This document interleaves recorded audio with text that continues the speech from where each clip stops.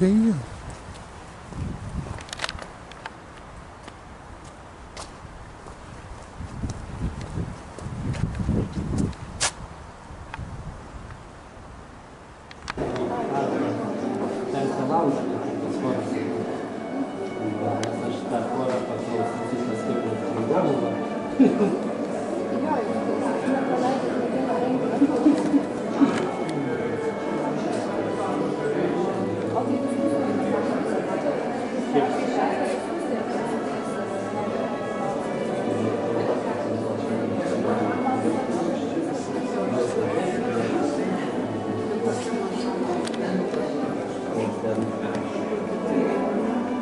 Tai trečiam aukšte.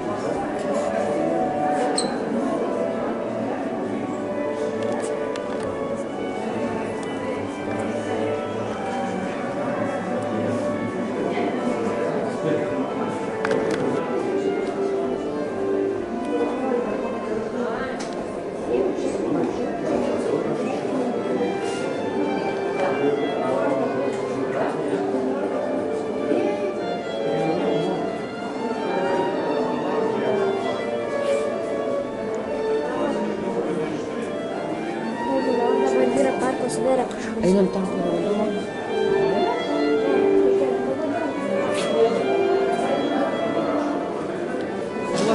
Tokią variantą, kad man žinai minčių reikia, kur kažkokias gėlės norėtųsi pasisodyti.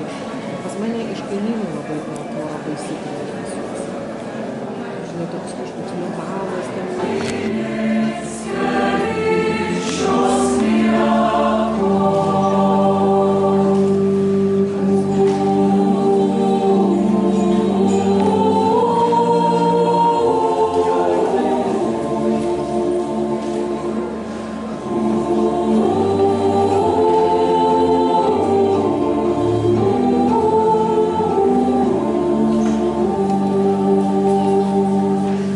Yeah.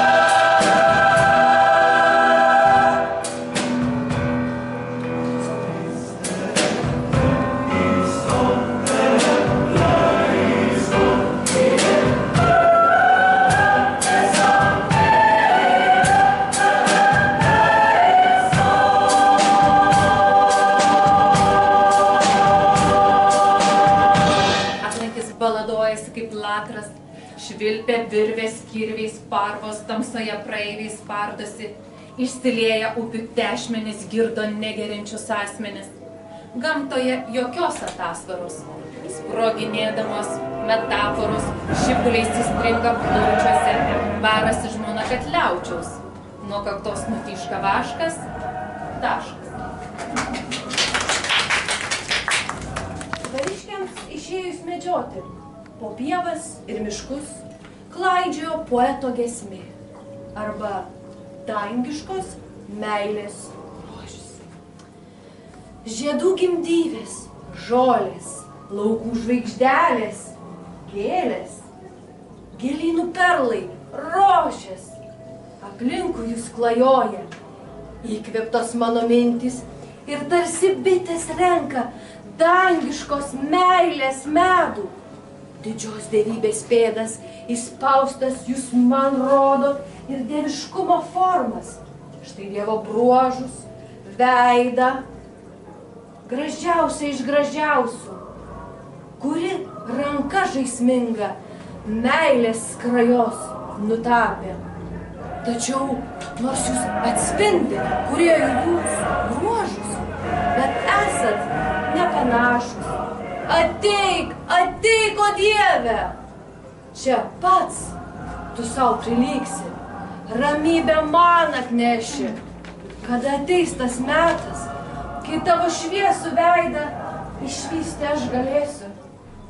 O gal krūtinė mano dangaus liepsna apėmus lyg pelenų sudegins ir iš gyvybės laužo skraji mintis pakilus tavy susuks savo lizdą. Štai nuostabiausios gėlės, įkvėptos Dievo meilės, išsprogusių lapelių sparnus į dangų tiesę, kvapais, kvapiausiais dvelkia, gailia rasa rasoja. Ar nematei, kaip rožės, karščiu užkaista veidas ir meilės ugnis skleidžia, ir kaip vijokliai tiesia rankas į dangų ir blizgančiais lapelį širdies svajas atskleidžia. Nejau aš vienas šalsiu, aplink liepsnojant meiliai, nejau tik mane vieną našta prie žemės lenkia. O Dieve, tavo meilė tegu mane sušildo, nes ji kaip medžių lapai, kaip pievai margos gėlės, kaip olai šaltos rasos. Antai marga gėlytė, žiedų spalvom, lūpom, dievybė savo garbiai, žodžius įsako tyliai ir šlovina dievybę, švelnus vėjelio dvelgsmas, čiurlenimas upelio. Nejau aš vienas, vargšas, tarp tiek gėlių tylėsiu, o Dieve, Tėve, leiski, kad mano žodžiai skambus ir iškalbingi taptų, kaip zvimbia pievoj bitės, kaip čiulboja paukšteliai, kaip šnara vėjas upė.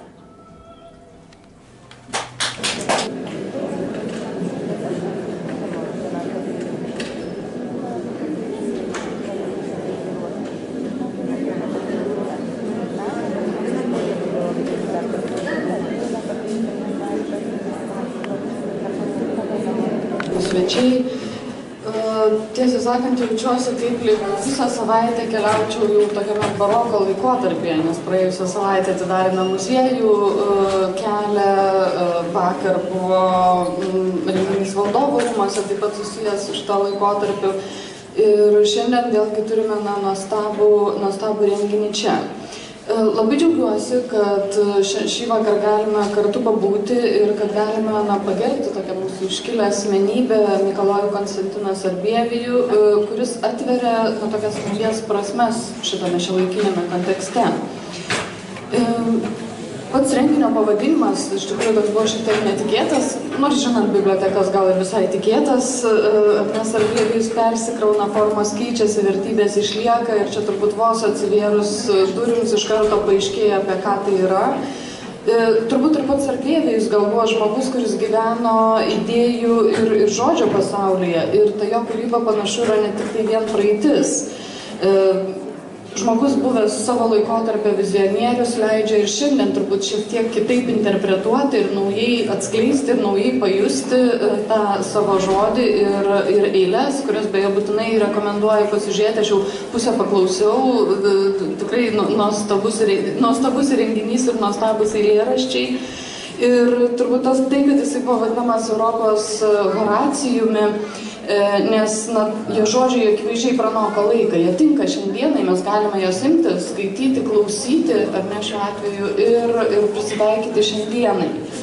Ir tai, kad pats renginys turi tokias daug skaitmeninės formos, daug tokios vaidybos, kas irgi yra labai smagu ir kaip direktorė sakė, gerbama bibliotekos, čia mūsų darbuotojai. Ir sakiau, iš kur jūs šitiek aktorių paėmėte, čia mūsų darbuotojai. Ir tai yra smagu, nes bibliotekininkas atranda save visai kitokį.